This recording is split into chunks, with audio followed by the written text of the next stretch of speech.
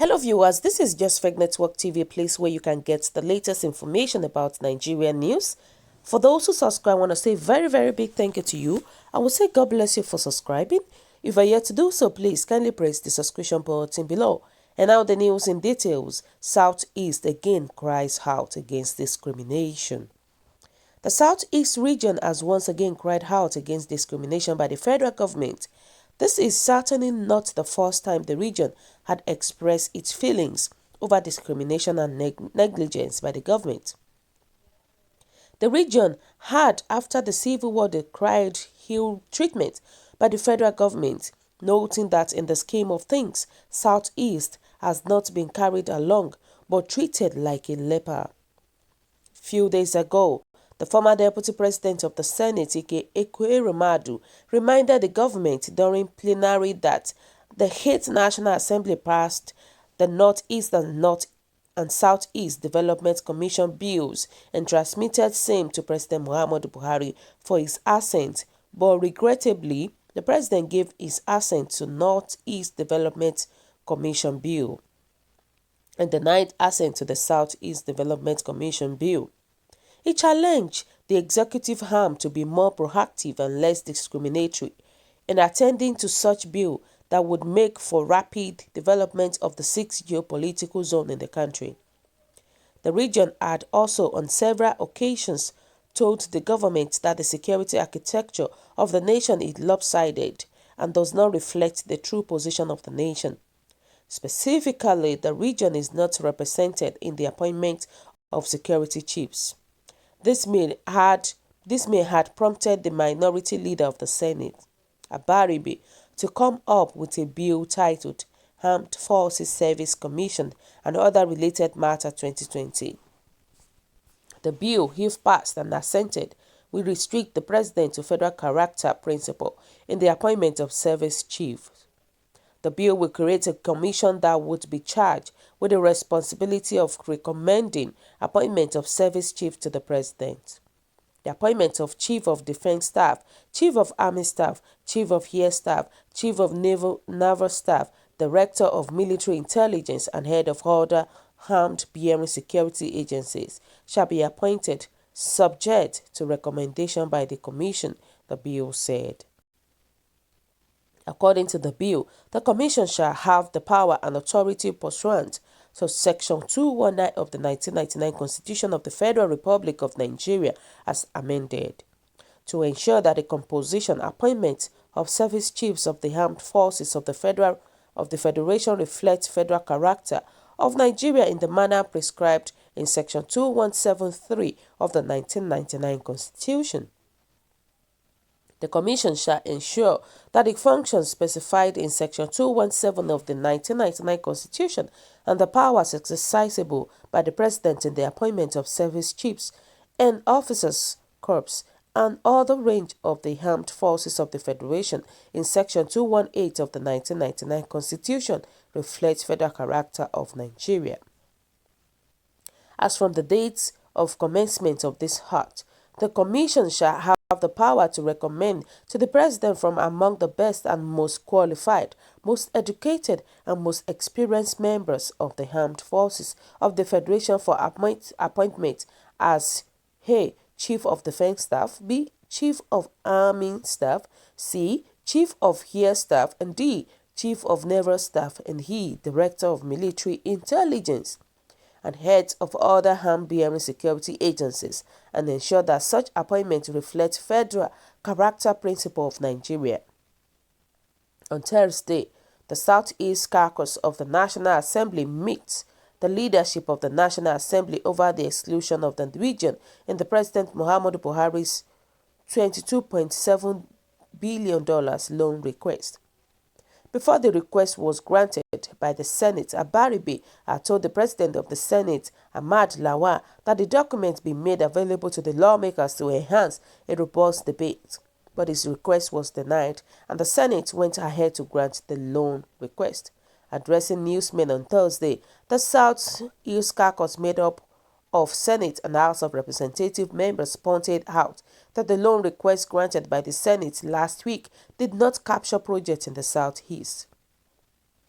Speaking on behalf of the caucus, Ekweremadu insisted that Eastern Railway line from Enugu to Maduguri, development of seal port, power in the southeast, and other developmental issues should be considered in the loan for the people of the southeast. He said, some of our concerns. In the last National Assembly, there was a borrowing plan presented by the government, and for some obvious reasons, especially the issue of exclusion, it was not taken. So it has been returned to the present National Assembly. Regrettably, last Thursday, the Senate passed the borrowing plan, which excluded the entire Southeast. We'd like to thank our colleagues who stood their ground and made spirited efforts to ensure there is equitable distribution. Those of us were not in chamber. We went for the INEC retreat on electoral reform. We met as a caucus of the Southeast of the National Assembly last night, Wednesday. After consulting with our people and getting their feelings regarding the issue, we decided that the best approach would be a constructive engagement with the National Assembly leadership. This afternoon, we had a very good conversation with the Senate President and the Speaker of House of Representatives, and we had a meaningful discussion. They show not just concern but commitment to addressing this issue, and they have promised that the matters would either be revisited or, as it has not been passed in the House, so that appropriate things will be done and our people's fears will be assuaged. We believe that equity is the way for progress in our country. We need equitable distribution of these loan facilities. There is the opportunity for us to look at the distribution so that all Nigerians would have a sense of belonging with the way the loan will be managed, because every part of Nigeria would be part and parcel of the repayment. It is common sense. The lawmakers were optimistic that the House of Representative members will ensure that the region is included in the proposed project in the loan before the document will be brought back to the Senate for consideration and harmonization. Now that the Southeast has further drew the attention of the federal government to pay attention to the region, will there be speedy response to their demands? Wow, we hope so, that there will be speedy response. We hope so.